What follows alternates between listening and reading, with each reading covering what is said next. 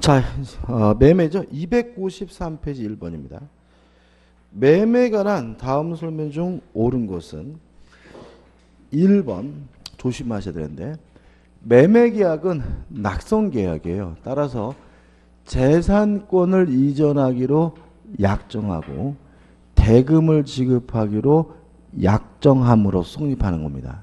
따라서 매매는 당사자 일방이 어떤 재산권을 상대방에게 이전하고 상대방이 이에 대하여 그 대금을 지급함으로써 성립하는 계약이다. X입니다.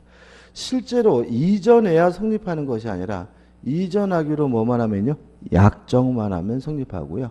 실제로 대금을 지급해야 성립하는 것이 아니라 대금을 지급하기로 약정만 하면 성립합니다. 굉장히 중요한 질문이죠. 2번 현존하지 않는 물건, 타인의 물건도 매매 대상이 될 수가 있고요.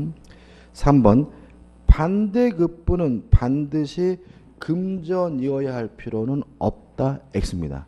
왜냐하면 만약에 반대급부가 금전이 아니라 또 다른 재산권이라면 그것은 교환이 되기 때문에 매매가 되려면 반드시 금전이어야 합니다.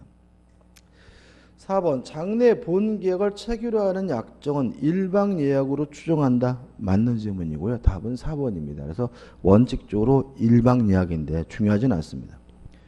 5번 서면으로 하지 않는 부동산의 매매 계약은 구속력이 없다. X입니다. 우리는 다 불요식행위죠. 따라서 말로 하든 문서로 하든 어떤 방법이 상관이 없기 때문에 5번도 뭐죠? X입니다. 그래서 실제로 4번을 제외한 나머지 것들이 중요해요. 1번 매매 계약은 요물 계약이 아니라 뭐죠? 낙선 계약이고, 2번 매매 목적물은 꼭 현존해야 되는 건 아니고요. 타인의 물건이어도 상관이 없고, 3번 반대급부는 반드시 뭐 해야 돼요? 금전이어야 하고요. 5번 불요식행위이므로 말로 하든 문서로 하든 상관은 없습니다. 2번입니다. 계약금에 관한 설명으로 옳지 않은 것은 1번 계약금 계약은 요물 계약입니다. 대표는 요물 계약이죠. 2번 계약금 계약은 종된 계약이므로 주된 계약과 동시에 성립하여야 한다. X입니다. 동시에 할 필요는 없죠. 매매 계약을 하고 나중에 추가를 할 수도 있으면 답은 2번이죠. 3번 매매 계약이 있어서 계약금은 해약금으로 추정하고요. 4번 해지할 수 있는 기간은 당사자의 일방이 이행에 착수할 때까지고요.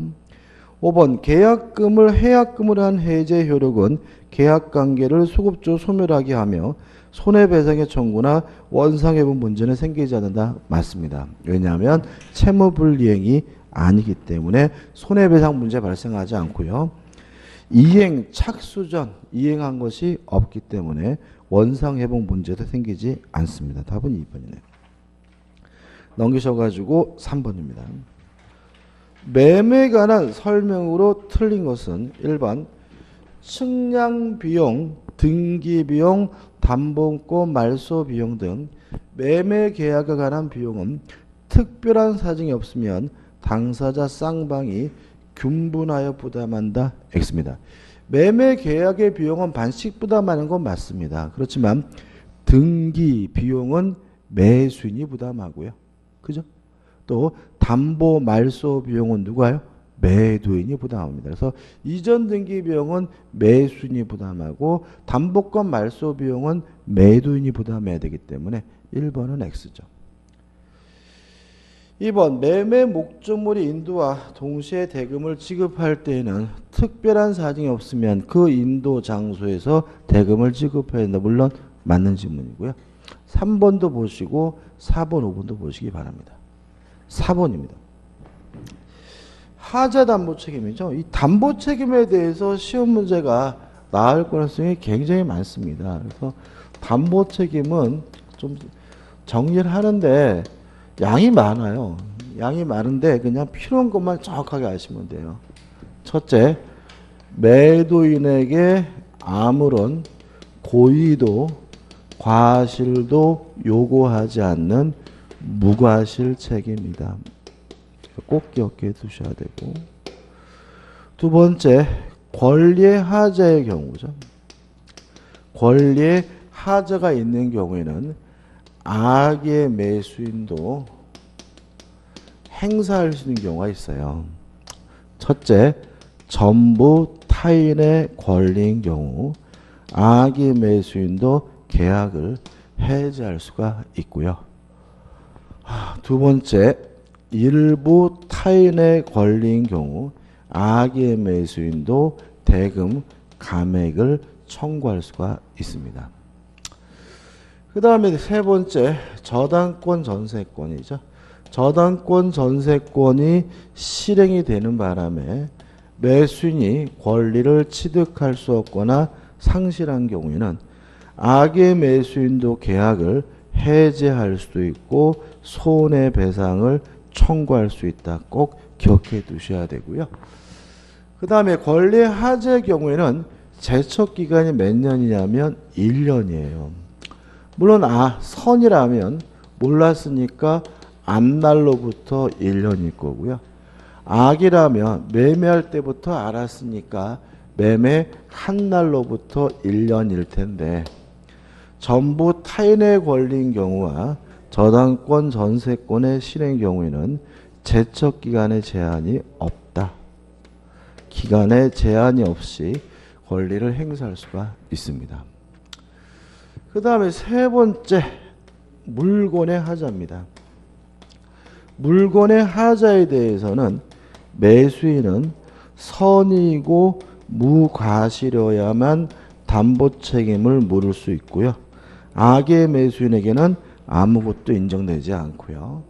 물권의 하자에 대한 제척기간은 6개월인데 언제부터 6월이냐면 앞날로부터 6월이 된다는 거 기억해 두시면 되겠죠. 그 다음에 네 번째, 경매입니다.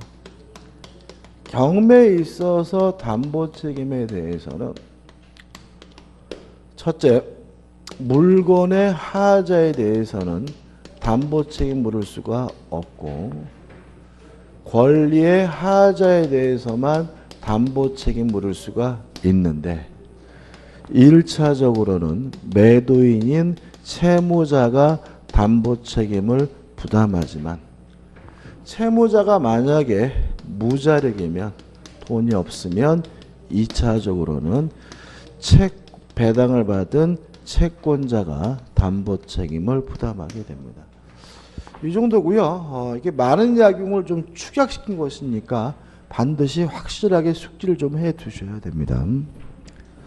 4번 문제입니다. 틀린 것을 찾는데 1번 매도인에게 고의 과실이 없더라도 책임을 지는 무과실 책임이고요. 2번 매수인은 선의 무과실여야 하므로 목적물에 명백한 하자가 있는 경우에 하자 담보 책임 물을 수가 없다는 질문도 맞습니다. 이게 4번이 문제는 그렇구나. 이 4번 다음에요. 물건이라는 말을 집어넣어야 되겠네. 그죠? 물건은. 그래서 4. 물건의 하자 담보 책임에 관한 설명은 좀 틀린 것은 뭐라고요? 물건의 하자 담보입니다. 다시 한번 볼게요. 1번. 매도인에게 고의 과실이 없더라도 책임을 지는 무과실 책임이다. 담보 책임의 기본적인 뭐죠? 전제. 맞죠? 2번. 매수인은 선의 무과실여야 하므로 목적물이 명백한 하자가 있는 경우에는 하자 담보 책임 물을 수 없다. 이게 무슨 말이냐면 물건의 하자에 대해서 매수인은 뭐 해야 돼요? 선의이고 무과실해야 되는데 명백한 하자가 있는데도 모른다면 과실이 있는 거기 때문에 하자 담보 책임 물을 수가 없다. 이런 얘기죠. 3번. 매수인은 하자를 발견한 날로부터 다른 말로 하면 안날로부터 6개월 이내에 계약 해제와 손해배상을 청구하여야 한다. 제척기간은 안날로부터 뭐죠? 6월이 되고요. 4번. 불특정물 매수는 계약의 해제와 손해배상을 청구하지 않고 완전한 물건의 급부를 청구할 수도 있다. 다른 물건으로 바꿔달라고 요구할 수도 있고요. 그 다음에 5번. 경매 목적물에 중대한 하자가 있는 경우에 매수인은 1차적으로 채무자에게 2차적으로 배당을 받은 채권자에게 담보 책임 물을 수 있다는 질문은 X죠. 요거죠. 경매에 있어서는 물건의 하자에 대해서는 담보채 물을 수가 없습니다. 뭐에 대해서만요? 권리의 하자에 대해서만. 따라 답은 뭐죠? 5번이 됩니다.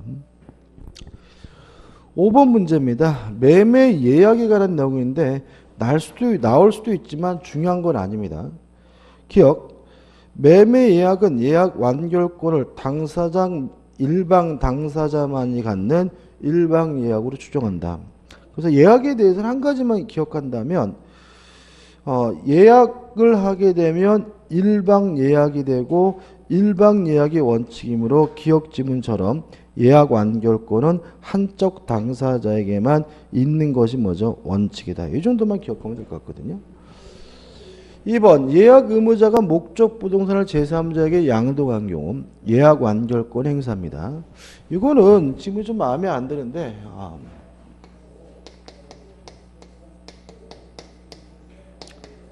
예약 완결권에 관한 등기는요. 가등기로 하게 됩니다.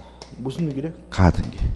그러면 가등기 생각해 보시면 가등기에 기한 본등기 청구의 상대방은 가등기할 당시의 소유자지 현재의 소유자가 아니거든요.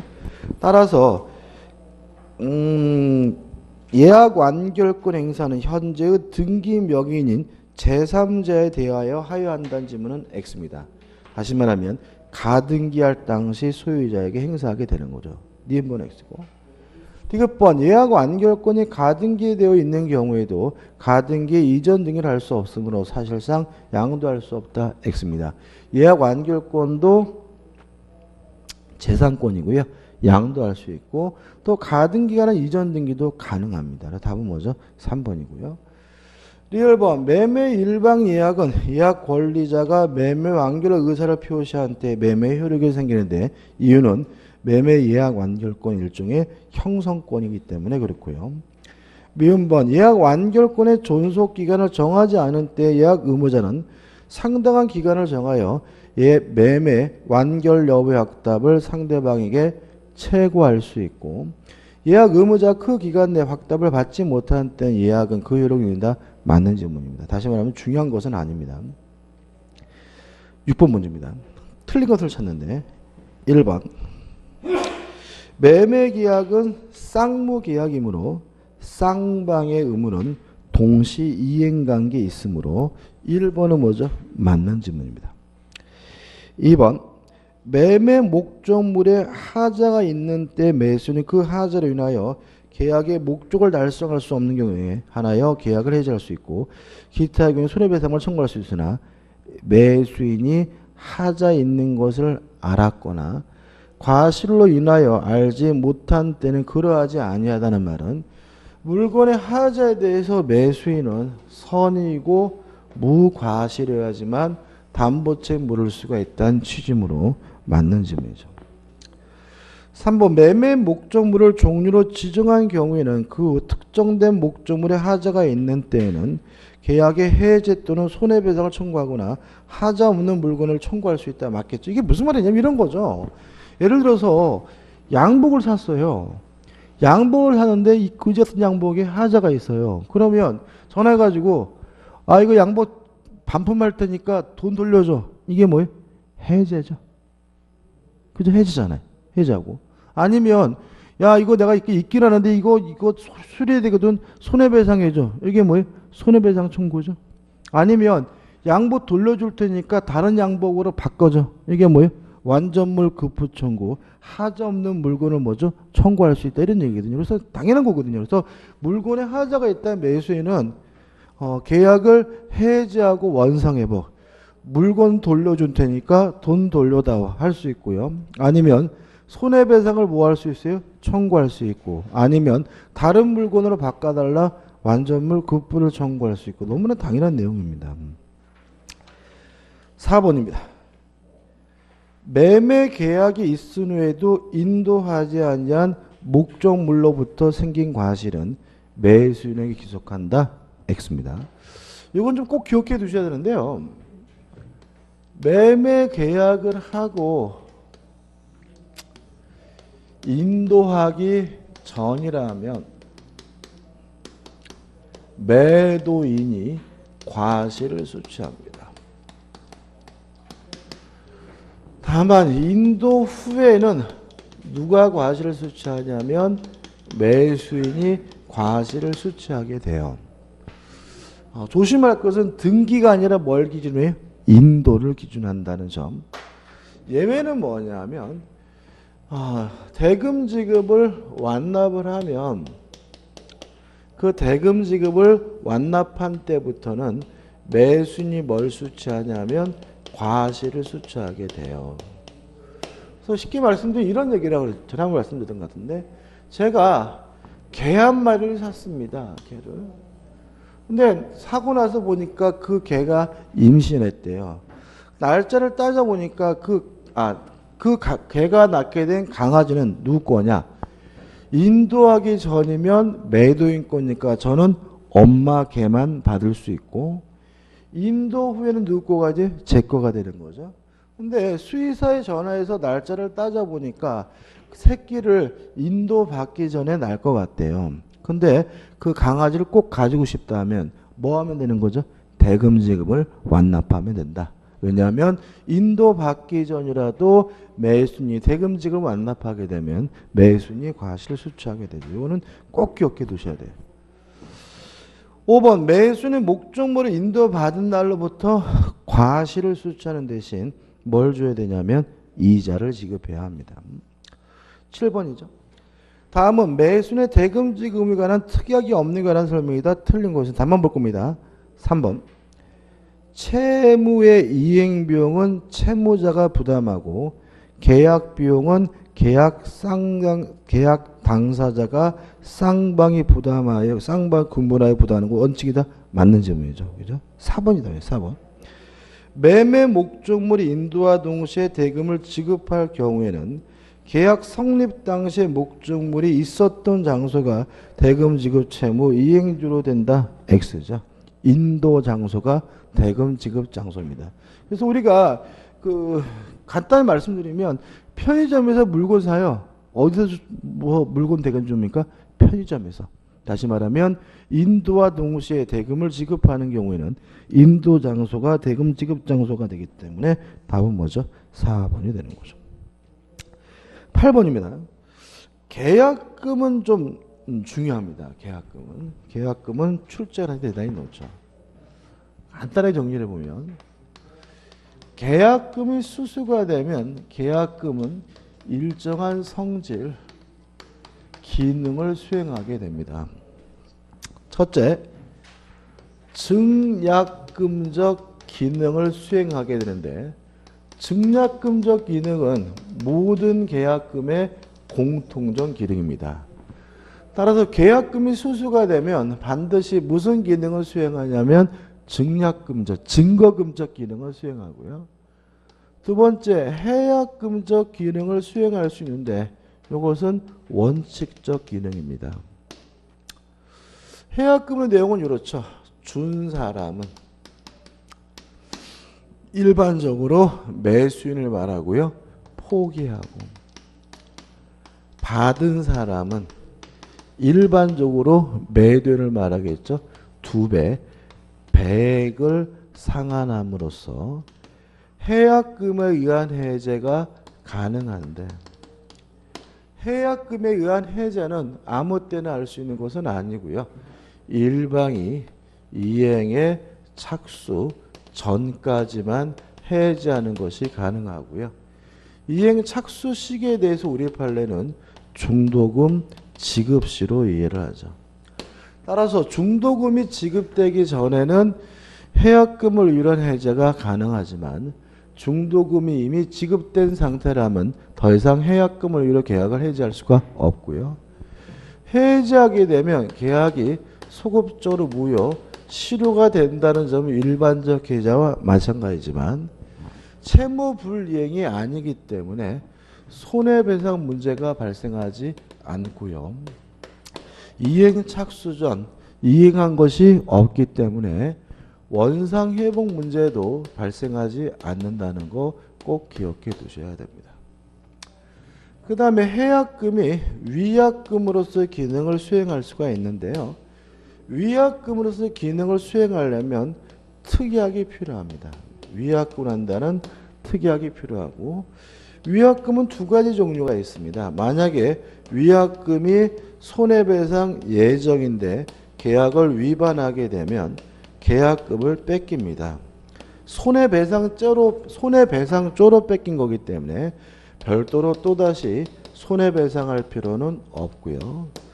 만약에 위약금이 위약벌로서 교부된 거라면 계약을 위반했다는 이유로 계약금을 뺏기는 것은 벌로서 뺏긴 것이죠. 따라서 추가로 또다시 손해배상을 해줘야 되는 일이 발생할 수가 있고요. 유의하실 것은 위약금으로 한다는 특약을 하긴 했지만 손해배상 예정인지 위약벌인지 정하지 않으면 위약금은 손해배상 예정이 원칙이라는 것이 우리 판례 입장입니다.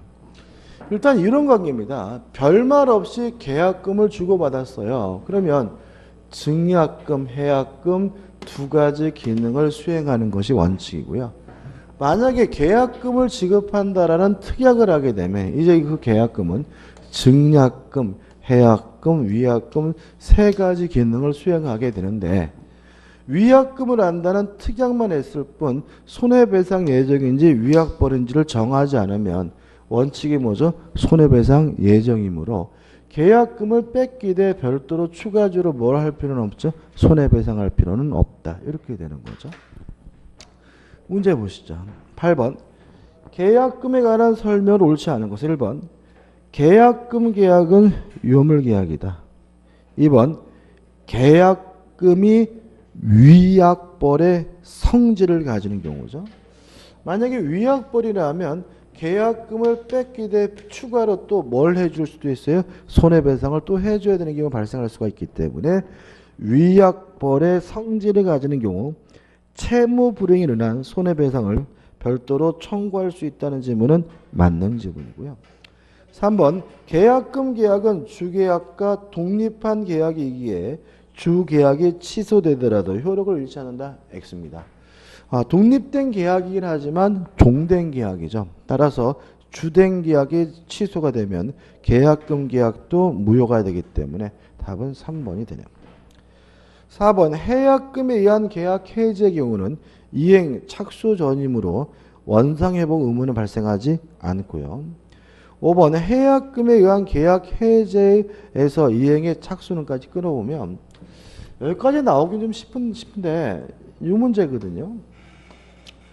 예를 들어 가지고 땅을 샀는데 땅값이 2배나 올랐어요. 그래서 매도인이 계약금의 100을 상환하고 계약을 해지할까 봐 걱정이에요. 그러면 매수인 입장에서는 중도금을 주면 되겠죠? 무슨 말 이해하시죠? 다시 한번 얘기죠. 땅을 샀는데 땅값이 몇 배 올랐다고요? 2배가.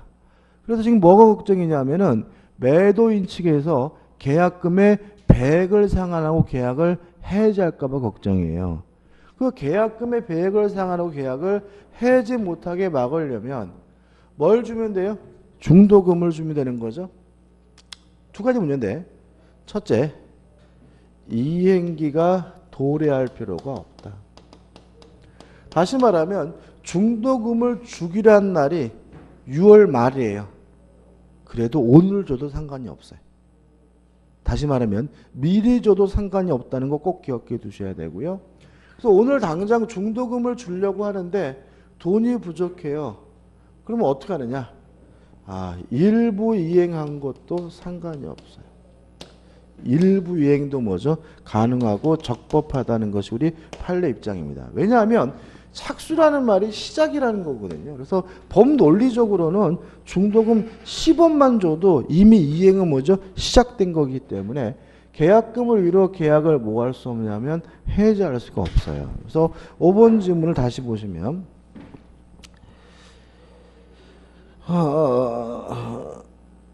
해약금에 의한 계약 해지에 있어서 이행의 착수는 반드시 계약 내용에 적합한 이행 제공액 정도에까지 이르지 않아도 된다는 말은 일부를 줘도 상관이 없다는 뜻이고요.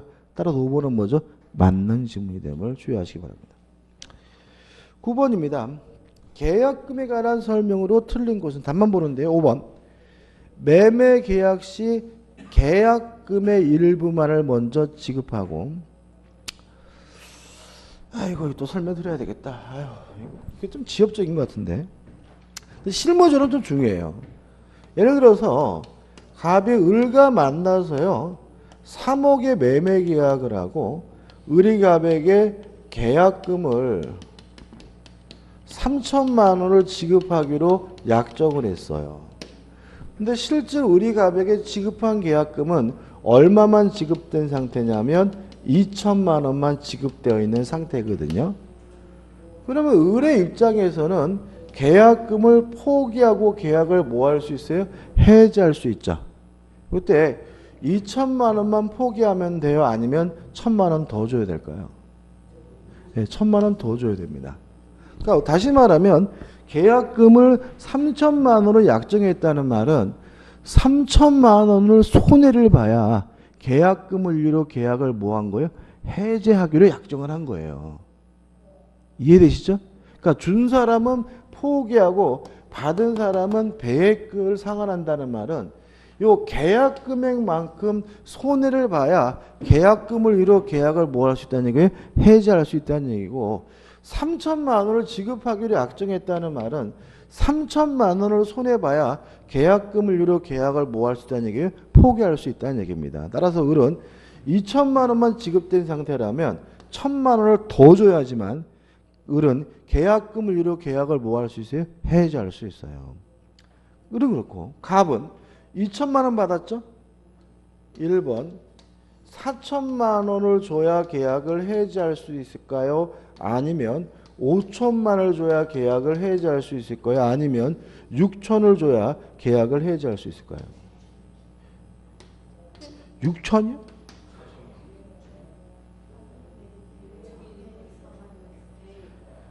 (5천만 원이 답이에요.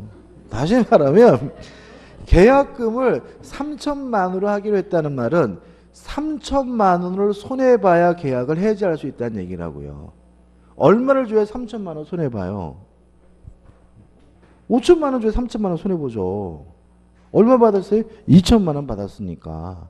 무슨 말이겠죠? 그죠? 다시 말하면 준 사람은 포기하고 받은 사람은 배액을 상환으로 계약을 해지할 수 있다는 말은 계약금액만큼 손해를 봐야 계약을 뭐 할 수 있어요? 해지할 수 있다는 뜻이다. 그래서 3천만 원을 약정했는데 2천만 원만 줬다면 1,000만 원 더 줘야 되고 그런 거죠.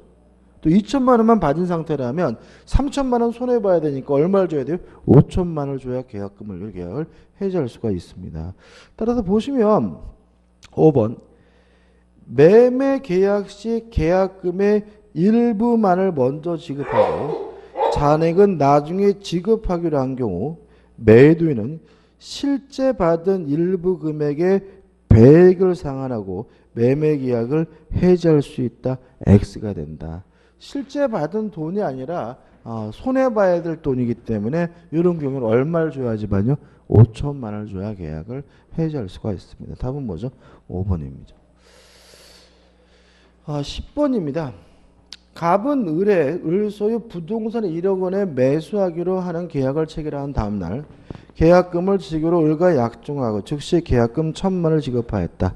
판례 할 때 다음 설명이 틀린 것인데 답만 볼 겁니다. 한번 쭉 보시고 넘겨보시면 5번이죠. 5번 갑이 잔금을 지급하기 위하여 은행에 융자를 신청했어요. 잔금 준 건가요? 아니죠. 중도금 준 건가요? 아니죠. 이건 지 개인 사정인 거죠. 실제로 중도금이 일부라도 뭐가 돼야 돼요? 지급해야 돼야 이행 착수가 있는 것이기 때문에 을은 계약금으로 계약을 해지하지 못한다는 질문은 뭐죠? X가 됩니다. 11번입니다. 민법상 매도인의 담보증에 관한 설명이다. 내용 중 틀린 것은 1번 매도인의 담보 책임은 매매 목적에 대한 권리 또는 물건에 흠이 있는 경우 발생한다. 담보 책임은 두 가지죠. 여기 있죠. 권리의 하자인 경우와 물건의 하자인 경우니까 맞는 질문이죠. 2번 매도인의 담보책임 이른바 법정 책임으로서 무과실 책임이다. 여기 나와있죠. 매도인에게 아무런 고의과실도 요구하지 않는 뭐죠? 무과실 책임입니다. 3번 담보 책임의 내용은 일정한 요건 하에 매수인에게 대금 감액 청구권과 계약 해지권과 손해배상 청구권 등을 부여하는 것이다. 물론 맞고요. 4번 매도인의 담보 책임은 특정물 매매와 종료 매도 모두 인정이 되고요. 5번입니다. 지금 열심히 하고 있는 이 계약법 강론은요. 다 임의 규정이에요. 특약으로 뭐 할 수 있어요? 배제할 수 있어요. 뭐만 빼고요? 임대차만 빼고. 그러니까 임대차가는 약자 보호 규정만 뭐죠? 강행 규정이고요. 다 임의 규정이기 때문에 열심히 떨리고 이거 다 뭐예요? 임의 규정이죠. 따라서 매도인의 담보 책임을 면제하거나 경감하는 내용의 특약은 원칙적으로 무효이다. X가 되는 거. 답은 뭐죠? 5번입니다. 12번 을은 갑의 토지를 매수하여 다시 병에게 매각하였으나 갑은 을이 등기하기 전에 정에게 그 토지를 매각하고 이전 등기를 해주었다. 이 사례에 관련한 사업 설명 중 옳은 것은 일단 1번 갑은 타인의 권리를 매매하였으므로 정은 소유권을 취득하지 못한다. X죠. 정에게 이전 등기를 해줬다면 정은 뭐죠? 소유권을 갖습니다. 2번도 음명. 답만 볼게요. 3번 악의 병은 을과 체결한 계약을 해지할 수 있다. 5죠. 요거죠. 전부 타인의 권리인 경우에 악의 매수인도 계약을 뭐 할 수 있어요? 해지할 수 있다. 이게 답입니다. 중요한 문제는 아니네요. 13번입니다. 갑은 을로부터 1000제곱미터를 매수하였는데 그중 200제곱미터가 을의 소유가 아니어서 그 부분의 소유권을 이전받을 수 없게 되었다. 갑이 을에게 주장할 수 있는 권리에 대한 기술 틀린 것은 그러면 이게 뭐예요? 일부 타인의 권리죠. 그죠? 1000제곱미터를 샀는데 200제곱미터가 을의 소유가 아니라는 말은 일부 타인의 권리죠. 그죠? 있죠? 일부 타인의 권리면 악의 매수인도 뭘 청구할 수 있다고요? 대금 감액을 청구할 수 있다. 이게 떠올라야 되거든요. 따라서 1번 보시면 갑은 선이면 다 할 수 있고 2번 갑이 선인 경우에 담보 책임은 안날로부터 뭐죠? 1년이고 3번 요 1년이라는 기간은 소멸시효가 아니라 뭐죠? 제척기간이고요. 그 다음에 4번은 의미가 없고 5번 200제곱미터 토지가 을의 소유가 아님을 갑이 알고 있었을 때에는 대금 감액을 청구할 수 없다. X. 일부 타인의 권리인 경우에 악의 매수인도 뭘 청구할 수 있습니까? 대금 감액을 청구할 수 있습니다. 답은 5번. 14번입니다. 을이 저당권이 설정된 건물을 갑으로부터 매수하였는데 그 후에 저당권 실행으로 그 건물이 타인에게 매각돼 그로 인하여 을이 건물의 소유권을 상실한 경우. 그러면 이게 떠올라야죠. 저당권의 실행으로 권리를 취득할 수가 없게 된 경우에 악의 매수인도 계약을 해제할 수 있고 무엇을요? 손해배상을 청구할 수 있다. 이게 떠오르면 되죠. 따라서 2번 을의 악인 경우에도 계약을 해제하고 손해배상을 청구할 수 있다. 이게 답입니다. 그래서 아까도 제가 여기 정리해드리면서 요거 많지 않잖아요. 그죠? 꼭 기억해 두셔야 되고 담보 책임에 대해서는 양이 많기 때문에 확실하게 좀 기억해 두셔야 됩니다. 넘겨셔가지고 15번이죠. 갑은 소유권 이전 등기 청구권의 보존을 위한 가등기를 경유한 을소의 부동산을 매수하였으나 그 부동산에 관해 본등기가 경유됨으로써 그 부동산의 소유권을 상실하게 이르렀다. 자, 요 문제입니다. 지금 가등기가 실행되는 바람에 권리를 취득하지 못하게 된 거나 저당권 전세권의 실행으로 권리를 취득하지 못한 거나 같은 거죠. 따라서 악의 매수인도 계약을 해지할 수 있고 손해배상을 청구할 수 있습니다. 다시 말하면 선악 불문하고 계약을 해지하고 손해배상을 청구할 수가 있기 때문에 4번 보시면 갑은 저당권 행사로 인하여 소유권을 상실한 자와 마찬가지이므로 그의 선의 여하를 불문하고 계약의 해제와 손해배상을 청구할 수 있다. 이게 뭐죠? 답이 되는 거죠. 16번 다음 중 매수인이 선악 불문하고 해제권 행사할 수 있는 경우 다시 한번 볼까요? 전부 타인에 걸린 경우에 악의 매수인도 계약을 뭐 할 수 있어요? 해제할 수 있고 저당권 전세권의 실행으로 권리를 취득할 수 없거나 상실한 경우에 악의 매수인도 계약을 뭐죠? 해제할 수 있으니까 둘 중에 하나를 찾으면 되겠죠. 물론 답은 뭐죠? 2번이 됩니다. 17번입니다. 경매와 매도인의 담보증에 대한 설명이다. 다음 중 틀린 것은? 일단 기억할 것은 요거죠.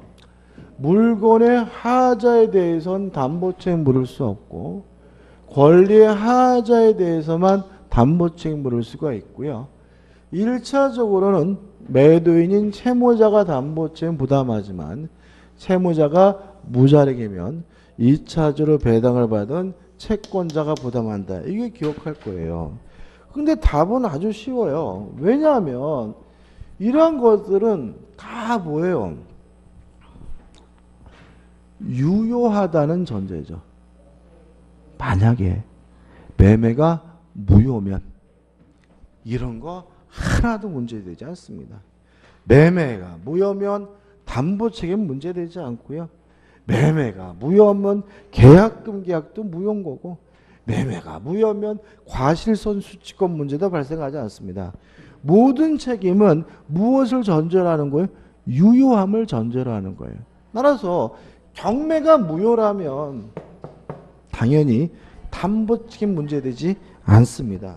3번을 보시면 경매 절차가 하자로 인하여 무효가 됐다면은 아무런 책임도 발생하지 않기 때문에 경우 채무자나 채권자의 담보 책임은 인정된다. 이게 답인 거죠. 그래서 실제로 우리 주택가이드 시험에서 40문제 중에서 어떤 형태든지 간에 한 문제는 유효여야지만 책임이 발생한다는 질문은 반드시 들어가요. 모든 책임은 무엇을 전제로 합니까? 유효함을 전제로 합니다. 답은 뭐죠? 3번이죠.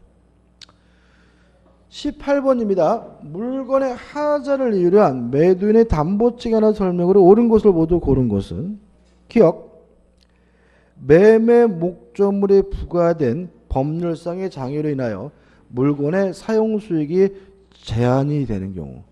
땅을 샀거든요.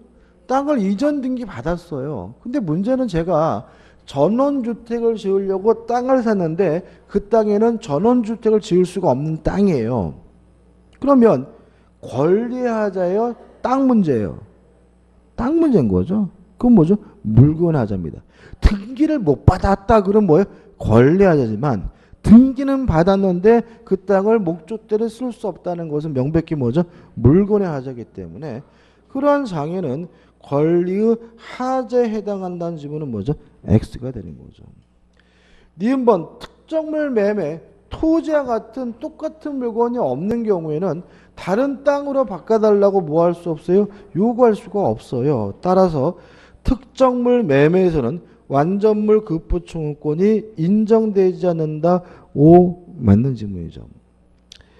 디귿번 매수인은 하자를 안 날로부터 6개월 내에는 언제든지 모든 손해배상을 청구할 수 있다. X입니다. 물건의 하자에 대해서는 안 날로부터 6개월이 맞거든요. 그렇지만 언제든지 모든 손해는 아니기 때문에 디귿번은 뭐죠? 디귿번은 뭐죠? X입니다. 리을번 매도인의 담보 책임에 관한 규정은 강행 규정이 아니므로 당사자는 특약으로 이를 경감할 수 있다. 5죠. 채권법 강론에 관한 모든 내용은 임대차를 제외한 나머지 규정 다 뭐죠? 임의 규정이기 때문에 특약으로서 배제할 수가 있습니다. 따라서 답은 4번이 되네요. 넘기셔가지고 19번입니다. 19번은 뭐 중요한 거 아닙니다. 중요한 건 아닌데 나오니까 설명을 드리면 이런 거죠. 을이 갑에게요 1억을 빌려줬어요. 1억을 달라고 요구할 수 있는 채권이 있는데 을이 급하게 돈이 필요해서 병한테 채권을 뭐죠? 양도해 준 거죠. 1억짜리면 한 9천만 원 주고 팔고 팔 수가 있겠죠. 그런데 병이 을한테 그런 거죠. 야, 네가 돈이 필요하다로 내가 채권을 사긴 사는데 갑이 갚을 능력이 될까? 돈 안 갚으면 어떡하지? 그랬더니 을이 뭐라 그랬어요? 갑이 못 갚으면 내가 대신 돈 갚을게. 이게 뭐예요? 채무자의 자력을 담보한 경우에. 그럼 언제 자력을 담보한 거냐? 채권을 양도할 때 자력을 담보한 거다. 이게 뭐죠? 원칙인 거예요. 근데 만약에 을이 갑에게 빌려준 1억 원을 12월 30일 날 갚기로 했어요. 그러면 을이 병에게 한 말, 갑이 못 갚으면 내가 대신 갚아준다는 말은 언제인 거예요? 12월 31일 날 못 갚으면 돈을 갚아준다는 얘기죠. 다시 말하면 변제기가 도래하지 않은 상태라면 변제기의 자력을 담보한 것으로 추정을 합니다. 중요한 건 아닙니다. 1번 보시면 채권 매매에 있어서 하자란 채무자의 자력이 없거나 부족한 것을 말하고요. 2번 채권 매도인은 채무자의 자력에 대해서도 원칙적으로 담보 책임을 진다. X입니다. 이게 무슨 말이냐면 얘가 못 갚으면 내가 갚아줄게. 자력을 담보하기로 했어야지만 담보 책임 부담하기 때문에 2번은 뭐죠? X입니다. 중요하진 않습니다. 3번 변제기가 도달한 채권의 매도인이 채무자의 자력을 담보한 때는 언제냐면 매매 계약 당시에 자력을 담보한 것으로 추정을 하고요. 4번 변제기에 도달하지 않은 채권의 매도인이 채무자의 자력을 담보한 때는 변제기의 자력을 담보한 것으로 추정한다. 그래서 3번과 4번만 주의하시면 됩니다. 20번입니다. 옳은 것을 찾는데요. 1번 물건의 하자에 대한 담보 책임 규정은 경매에도 적용된다. X. 어디나요? 경매에 있어서는 물건의 하자에 대해서는 담보 책임을 물을 수가 없습니다. 2번 특정물 매매의 경우에 목적물의 하자를 하여 계약의 목적을 달성할 수 없는 때는 악의 매수인도 계약을 해지할 수 있다. X입니다. 물건의 하자에 대해서는 매수인이 뭐 해야 돼요? 선의이고 무과시해야 되기 때문에 2번은 뭐죠? X고요. 3번 채권의 매도인이 채무자의 자력을 담보할 때는 매매 계약 당시 자력을 담보한 것으로 간주하는 게 아니라 추정될 뿐입니다. X죠. 4번 매매 목적인 권리가 타인에게 속하여 매도인이 그 권리를 취득하여 매수인에게 이전할 수 없는 경우. 이게 뭐죠? 전부 타인의 권리죠. 전부 타인의 권리인 경우에 악의 매수인은 계약을 뭐 할 수 있어요? 해지할 수가 있기 때문에 매수인은 선인 경우에 하나의 계약을 해지할 수 있다는 질문은 뭐죠? X입니다. 5번 매매 목적이 된 부동산에 설정된 저당권 실행으로 취득한 소유권을 잃게 되어 손을 잃게 된 매수인이죠. 요거죠.